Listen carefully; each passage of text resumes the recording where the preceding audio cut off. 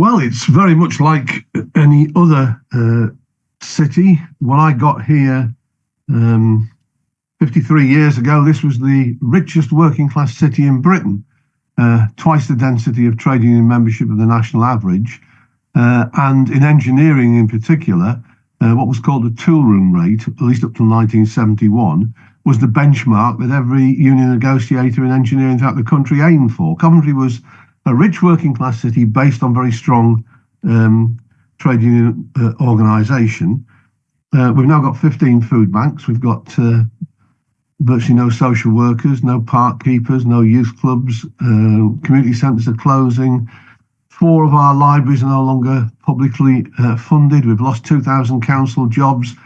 And from being the richest working class city in the country, we now have people sleeping in shop doorways in every part of the town.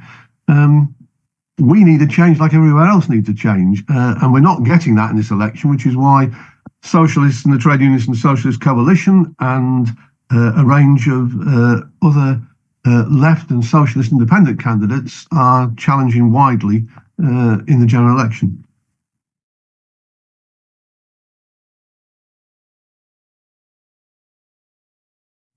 Not an awful lot. I mean, I understand Mary Creagh was born in Coventry, went to school here, Bishop Mullathorne School, I think it was, went away for presumably university and work, and became the MP in Wakefield. Thought about challenging for the Labour leadership in 2015, but in the end didn't do so. So I don't have anything personal about her standing in Coventry East. She's got a personal history here that is fine. It's politics. It's the politics of Labour having ditched everything that was worthwhile in 2017 and 2019 when Jeremy was leader of the Labour Party, and the way in which it's treated the membership of the party means roughly a third, 200,000 members, have left in the last 4 years. There's been an acceleration in certain communities over Labour's attitude towards the Israel war on Gaza, and that infamous interview that Sir Keir Starmer did 4 days after the Hamas attack on the 11th of October on LBC radio, where he said that Israel's got every right to cut off water, food, fuel, medicines and so on, and collectively punish 2 million people in Gaza. And that's led to a range of independents in the Midlands, but also around the country as a whole in the recent council elections and now in the general election as well. So it's on the policies and the direction of Labour. Labour now has an overlapping economic agenda with the outgoing Tory government. That's not just me. That's bodies like the Institute for Fiscal Studies or the International Monetary Fund, who both say that whoever is the next government has got between 18 and 30 billion pounds of currently unfunded public spending, which, because of Jeremy Hunt's previous 2 budgets, particularly the cuts in national insurance, are not being explained how that's going to be paid for. And the Financial Times and others have run articles in the last few days saying that whether it's Tory, whether it was Labour, there's a limited number of ways. If you accept the constraints of a capitalist system, then when you've got that hole in public finances, either you've got to borrow money to keep them going, you've got to raise taxes to keep them going, or you cut the public services. And there is no real difference between Labour and Tory on those issues. Again, in the Financial Times, this was about a week ago, former chief economist of the Bank of England, Andy Haldane, analysed the 2 programmes on public spending of Labour. And Labour's costed programme is to raise public spending by about £8.5 billion, which sounds like a lot of money. except the Tories are already spending £1,200 billion on public spending.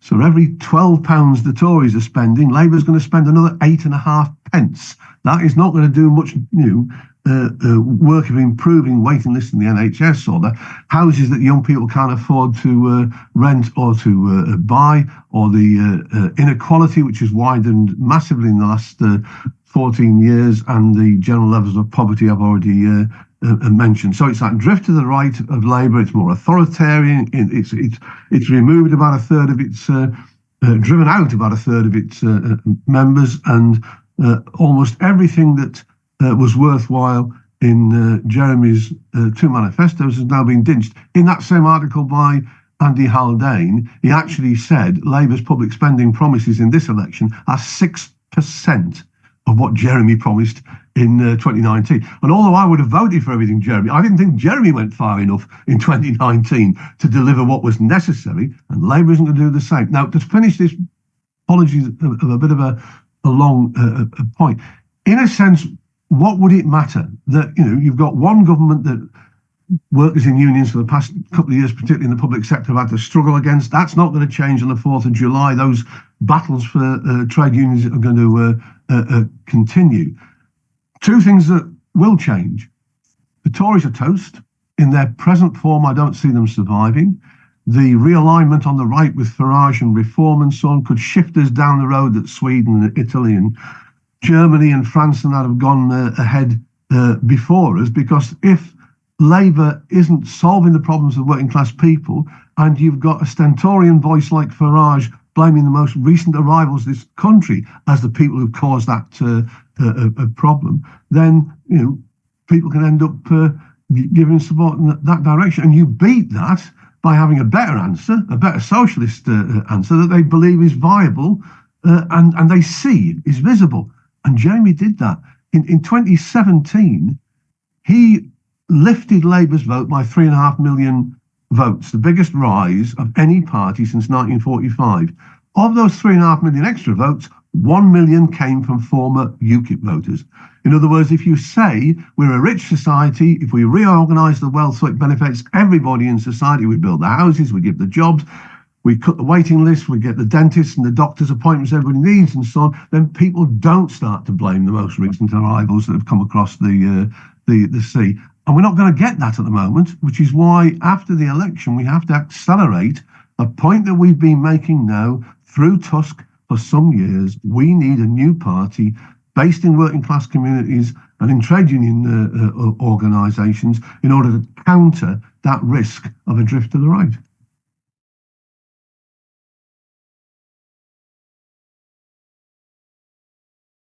Not immediately. The RMT, for example, was expelled by the Labour Party for supporting socialists in Scotland nearly 20 years ago, and it played, or rather, its late General Secretary Bob Creagh played a crucial role in founding the Trade Unions and Socialist Coalition. By having two conferences in London in 2009, where he invited the left trade unions and socialists inside and outside the Labour Party to come and discuss the crisis of political representation of the working class. And I remember Jeremy Corbyn spoke at one of them and John McDonnell spoke at the other. I think they were February and November was the dates in 2009 from memory, and I was at both of those. And Bob's stature as a left trade union leader, a socialist trade union leader within the Labour movement, meant that TUSC was taken seriously. And by 2015, we'd become the sixth biggest party in the country in terms of candidates stood. We stood 135 parliamentary candidates and 619 council candidates that year. When Bob passed away, the new leadership of the RMT saw TUSC in a different light.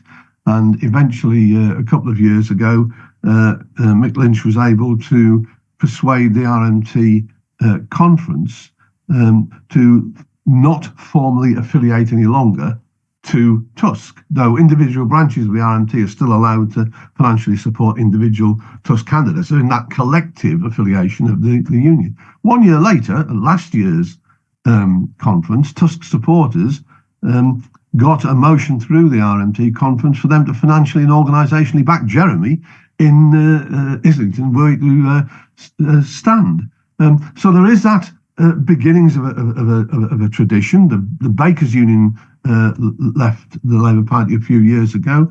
There's been, up until this pre-election period of the last year or 2 years, let's say, quite serious discussions in a number of other transport unions and questions raised in the bigger unions, particularly in Unite. But clearly, before the general election, no union is changing its political direction, and afterwards, it will be the experience. Let's take Unite, large membership in local authorities, in the public spending plans of Labour. There is nothing for local authorities.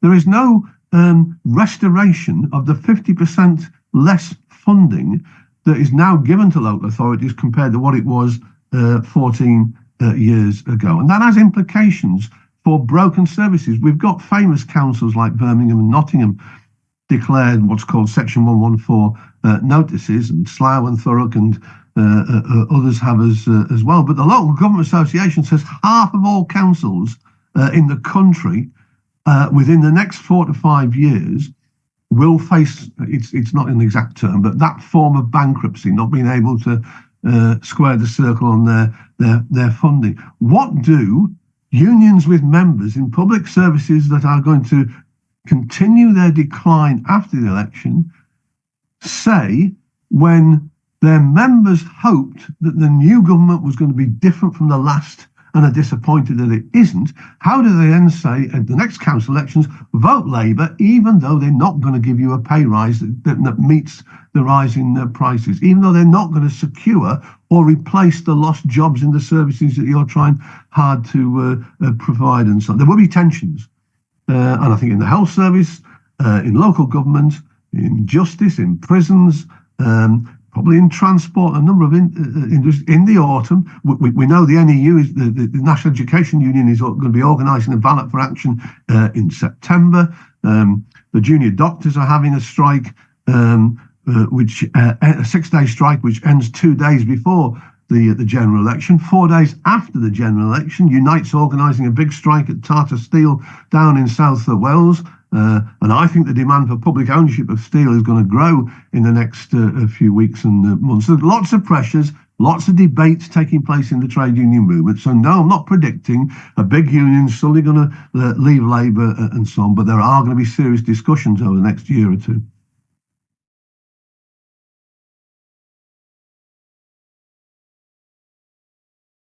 Well, I am.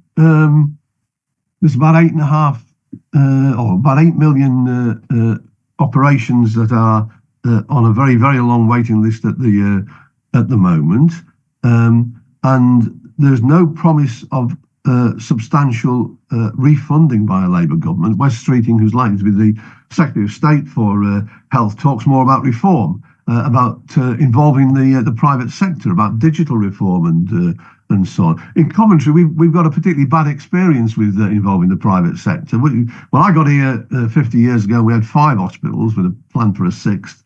And then about 30 years ago, we still had 2, one in the city centre and one on the northeast of the city. They both needed renovation and modernisation, which was going to cost about 60 million each to get them up to modern European standards. But construction companies don't make as much profit out of renovation as they do about knocking them down and building new hospitals. So that's what happened. The 2 hospitals were knocked down.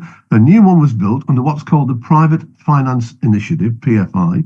It started off in the 1990s with a capital cost of £174 million. By the time construction started in 2000, it was just shy of £400 million. And by the time the 40-year contract finishes on the 30th of December 2042, it will have cost £3.5 billion. PFI has been sucking billions of pounds out of the NHS, and Labour does not intend to cancel those contracts or bring those back in-house in any way. And to add insult to injury, in Coventry, it can cost you up to £11 to park your car at the hospital to go and visit a sick relative. Not a penny that goes in the NHS. £8 million a year is raised from that bloody car park, and it all goes to one of the private firms involved in the PFI contract. It's the biggest, it's the dearest car park in an NHS hospital anywhere in the country. So the NHS has generally got underfunding problems. There's about 120,000 vacancies and 160,000 in social care. So the staff that are left there are run ragged. The appointments are stretching months or years ahead. The waits are certainly hours every time you go to A&E. And if you're taken there in an ambulance, it can be hours waiting outside the hospital to get from the ambulance into A&E. And these things are not being addressed seriously by Labour. Its promises are extremely modest. For example, it makes a big thing in its 6 pledges to create an extra 40,000 appointments a week in evenings and weekends. You first hear that, I think 40,000 extra appointments. That's great. The NHS already delivers 3 million appointments a week. So for every 75 appointments the NHS deliver at the moment, Labour's offering 1 more. That's not going to make any fundamental difference. And by the way, in parallel, their promises in education for 6,500 extra teachers also sounds a lot. Except when you realise this only applies to England, because in Scotland and Wales and Northern Ireland, education is a devolved matter. In England, there are 21,000 schools. So that's 1 extra teacher for every 3.5 schools. By the time you have the transport between the 3 schools that you've got to share that 1 teacher amongst, you're getting 1 day a week extra in a school with those sort of plans. So in health, in education, and I could go on in the same way about housing and other essential public services, Labour at best offers continuity with no fundamental changes and increases.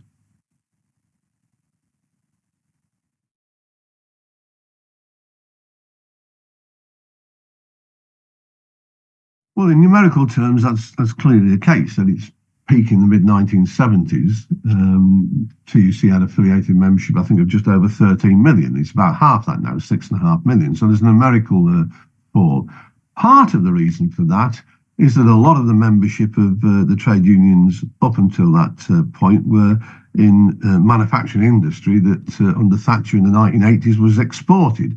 In Coventry, we lost 50,000 jobs between 1979 and 1985 with the closure of huge amounts of motor manufacturing and other forms, much of which ended up in countries where either because just of low wages or a dictatorship with a gun that enforced poor conditions meant it was cheaper to produce in those other countries. And there was therefore a fall of membership in that regard.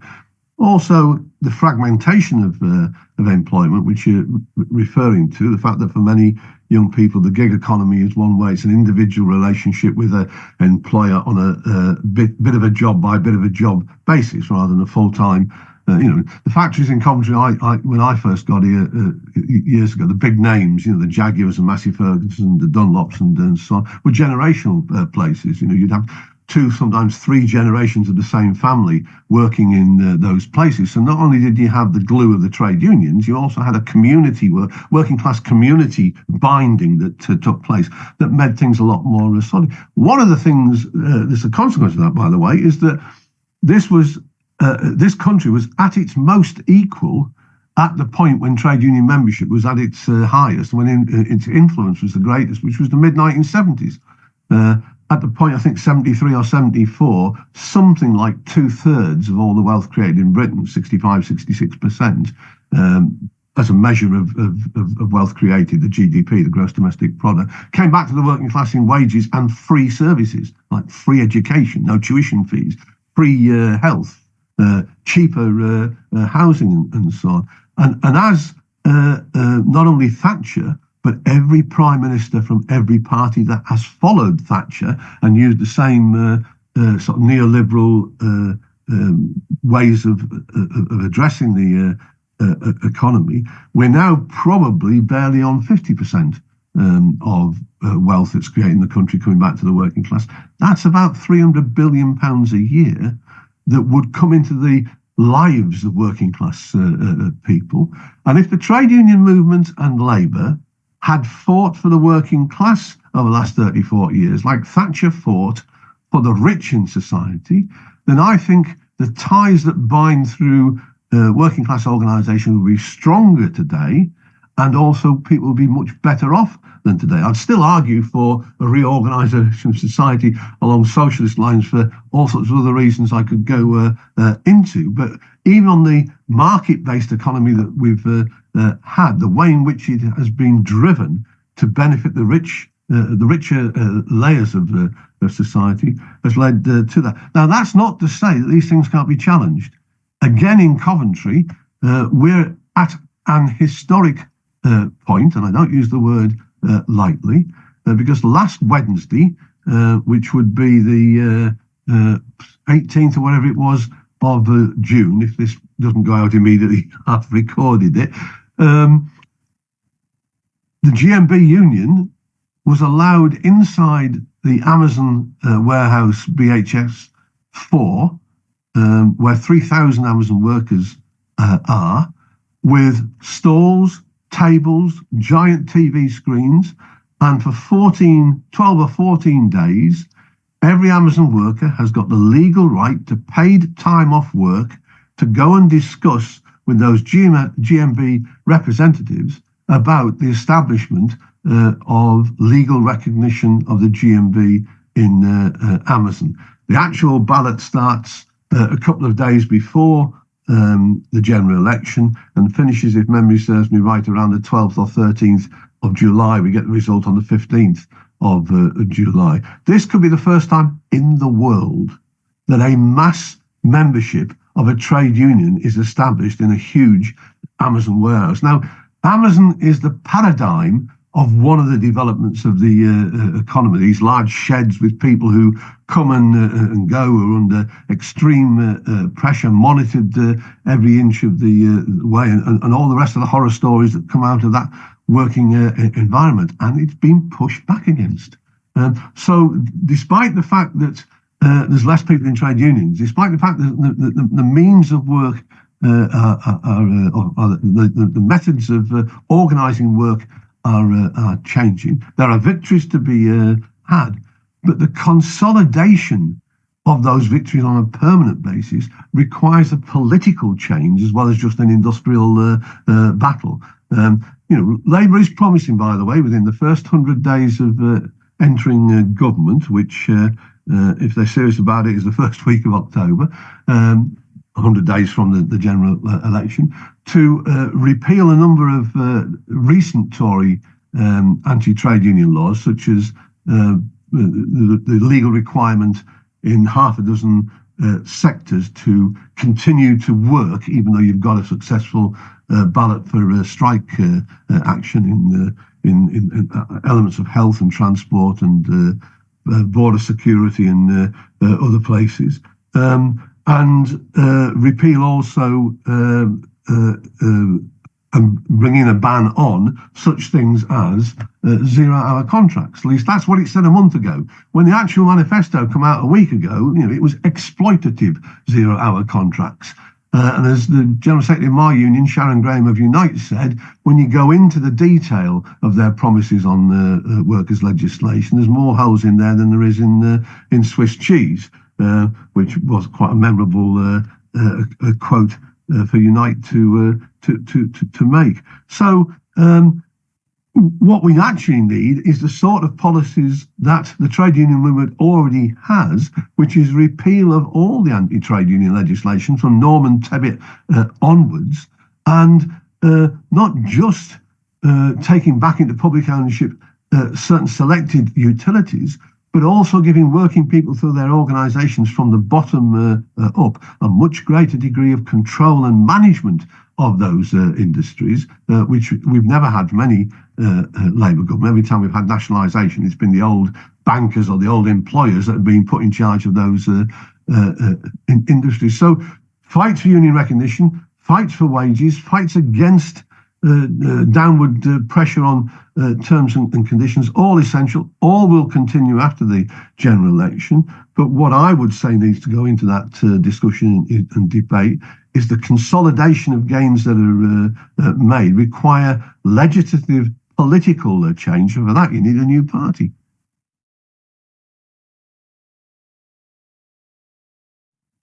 Well, it's difficult sometimes to answer that question while still remaining modest, because I've been doing this for a while. I was a county councillor for 4 years. I was a member of parliament for 9 years. I was a Socialist Party city councillor for 14 years. So I've got 50 years in the city. And the last 20 years before I retired, I worked for the Citizens Advice Bureau. So I specialised in courts opposing evictions and bankruptcies, and in social security appeal tribunals. So at the level of what do I offer as an individual, it's a record of representing thousands of local people at different ways. And also, as it was my Labour Party's policy in the early 1980s, only taking the wage of a local skilled factory worker for the 9 years I was in Parliament, or the 14 years I was in the local authority, not the wage, which in today's terms is something like £91,000 plus perks for a member of Parliament. So that's the first thing, experience, not gaining a position for what it can give me and then moving either out of the area or up the tree and so on, but still living in the same house down the same street as I always politically, a recognition that certainly from the mid-1990s and when Tony Blair became leader of the Labour Party, someone I know reasonably well, since we were the two youngest Labour MPs elected in 1983, and for the first few weeks we were given an 11-foot square windowless office to share. So we started our parliamentary lives in that way. But since Tony Blair became leader of the Labour Party, his job successfully and maintained by Gordon Brown, David Miliband, and all the way through now to Keir Starmer, was to rescue the Labour Party from the pressure that came from below, from the organised working class, and to make it a safe pair of hands that when the Tories were unpopular, Labour could come in and carry on the same job.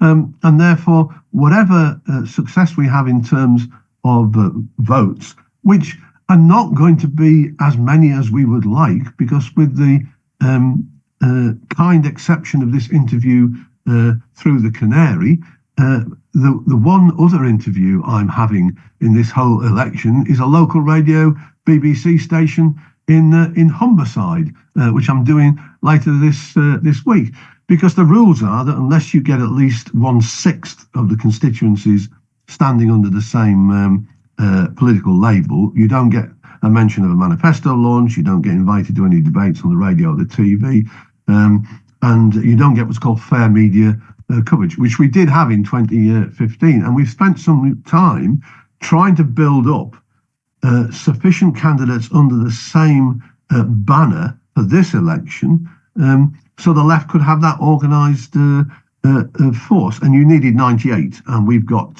40 in the Trade Unionist and Socialist Coalition, because some others that were seeming to work in that direction have, in the very recent past, decided to stand independently rather than stand as part of a collective. So in this campaign, it's to try and find the people who think the same way as we do, that domestically on poverty and inequality, or internationally on Israel's war on Gaza, you need anti-austerity, anti-war candidates. They're not coming out, not to be present in large numbers from the Labour Party. That's not to say there aren't one or two socialists who will get elected, Zara Sultana, John McDonnell and so on. Jeremy could get re-elected, and one or two others. There could be a kernel of workers' representatives, people who would genuinely represent working class interests in Parliament. But we're roughly where we were a century and a quarter ago, when the trade union movement at the back end of the 19th century was looking at the Tories and Liberals and saying, can't really see a difference. We need a Labour Party. We're now looking at the Labour Party and the Tories and the Liberal Democrats and saying, well, I can't see much in that, difference in that overlapping agenda. We need a new political voice for the working class. And that's a lot of what the message is, that in all our 40 constituencies, TUSC candidates are putting forward. Yes, we're fighting for every vote. So on the day we get as many votes as we can, and we believe we will be good representatives of local working people. I mean, I said I was immodest how I described myself. We have a number of candidates with national trade union experience, or local candidates with solid years of local campaigning experience who could do the job of a member of parliament. But the main message we're putting out there is we need a new party that's rooted in the organisations and the communities of the working class to make political change. So that's our main message.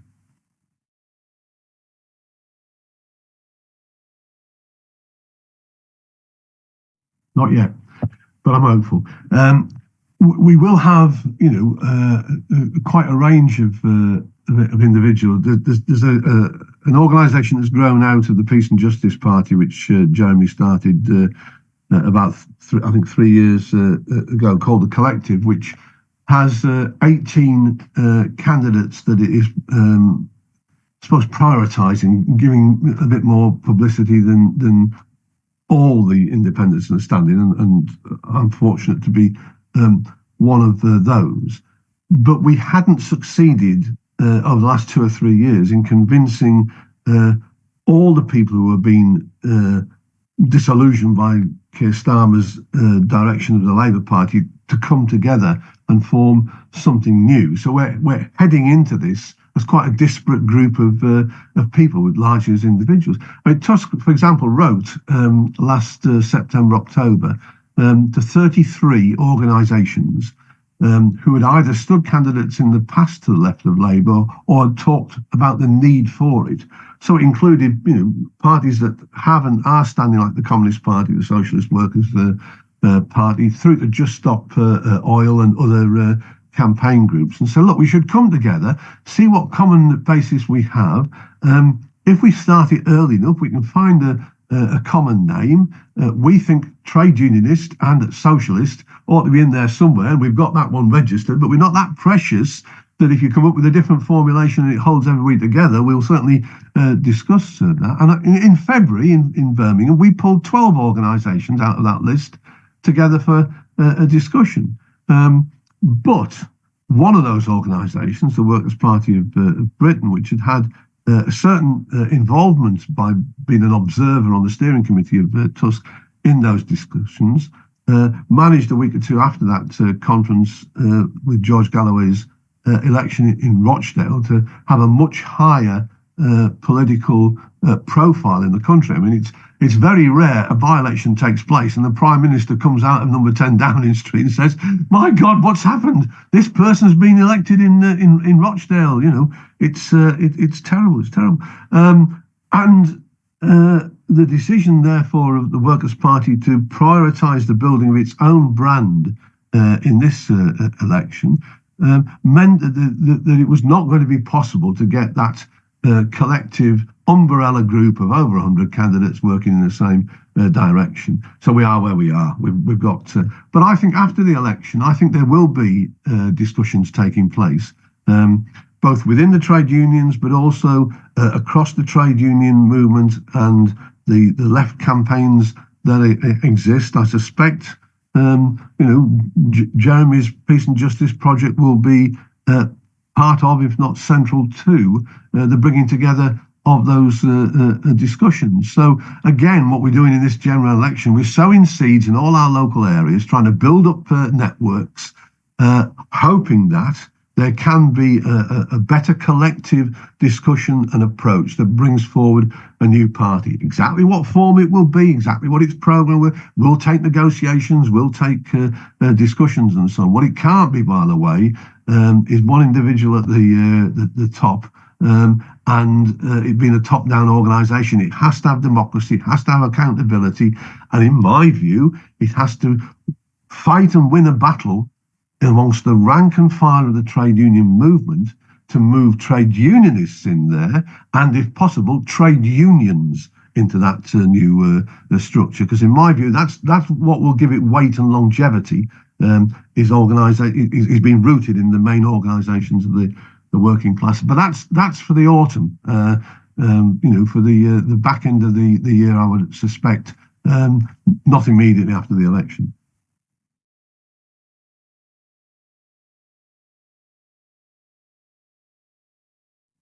There's always hope, and there's always cold reality. Labour is not going to improve things fundamentally.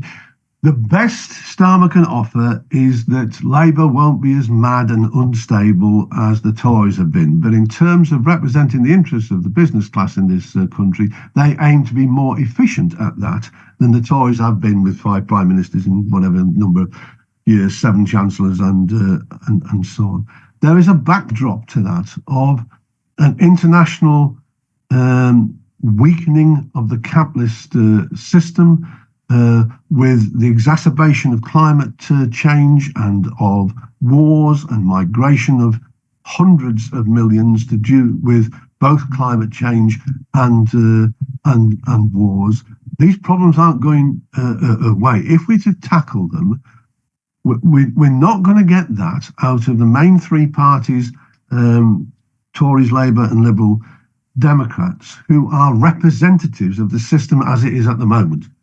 And individuals at the top of those parties don't want to change things because, quite bluntly, the system as it is at the moment gives them a very nice living. And why would you challenge something that makes you so comfortable at the top of the pile? The people who would challenge that are the ordinary working class and the poor and unorganised sections of the working class. But they won't automatically look to a left voice.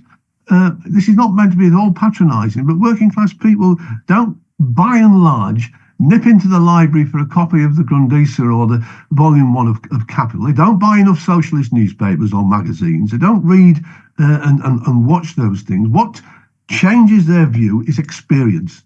Can they find a job? Can their kids get somewhere to live? Can they meet the bills? Are they going to have a holiday next year or not? And if those things aren't on offer, and somebody like Farage comes along and said, and you know the reason why they aren't on offer? Because we had 40,000 people come over in a boat last year. You know, that's the real reasons capitalism's in a crisis over the last 40 years, because of some poor person who was fleeing poverty and extinction in certain countries coming over to this country. And that, unfortunately, can have an echo, as we have seen in Sweden, in Germany. We may well see in France over the next 10 days in the parliamentary elections that will take place there, following Macron calling that general election. So the message isn't one of aspiration and hope. Can we think things are going to get better? It ain't going to get better unless we do something about it. That means organisation. And the basic organisation is that of fighting against things that we don't like happening to us. So, you know, if it's redundancies like in Tata Steel, we have to have a strike to say there's got to be a better way of organising green steel than sacking people. If it's people in shop doorways, we should be fighting for proper social services departments that can lift everybody that has problems with the cost of living, and make sure that, I mean, it's all possible, isn't it? In March or April, whenever it was in 2020, when the pandemic broke, the Tory government said in 48 hours to every council in the country, you don't want anybody sleeping in the shop doorway. And in 48 hours, they've all found hotel places and places to live. If we want that sort of fundamental change, we have to organise to deliver it. We can't hope that somebody else is going to do it for us. That means we have to get together in large numbers. The new party we need has got to have millions of votes eventually. It's got to have hundreds of thousands of people actively supporting, at least tens of thousands of people, putting their main efforts towards supporting it. And I think that is possible. So that's my message of hope. If we can get the organisation, the conferences, the meetings, and so on, moving towards. If we don't do that, then we do face that problem of having to confront a far more confident and authoritarian far-right populists like Farage and others. So it is an urgent job. Labour will begin to disappoint certainly within 1 or 2 years, possibly within months of taking office. There won't be a general election immediately. And in many areas of the country, by the way, there won't be council elections because many councils have gone over to 4-year council elections in order to avoid the regular democratic accountability of answering to the electorate. So we've got to prepare for those things, for the council elections and the general elections, have the industrial battles, have the political fights, and at each stage be arguing for the need for a new vehicle for political representation for working people, a new party.